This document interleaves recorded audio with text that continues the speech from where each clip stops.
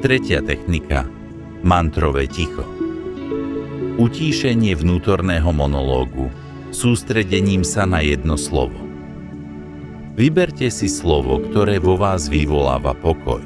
Napríklad pokoj, ticho, uvoľnenie. Pri každom nádychu si ho v duchu opakujte.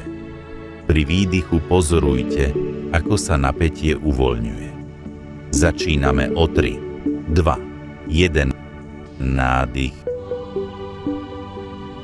Výdych. Nádych. Výdych. Nádych. Výdych. Výborne. Túto techniku môžete použiť kedykoľvek v priebehu dňa na utišenie vnútorného monológu. Uložte si ju, alebo pošlite niekomu, o kom viete, že mu pomôže. Tip na začiatok. Skúste začať len s jednou technikou denne, po dobu 2 minút. Ak sa vám páči príspevok, napíšte do komentáru 111.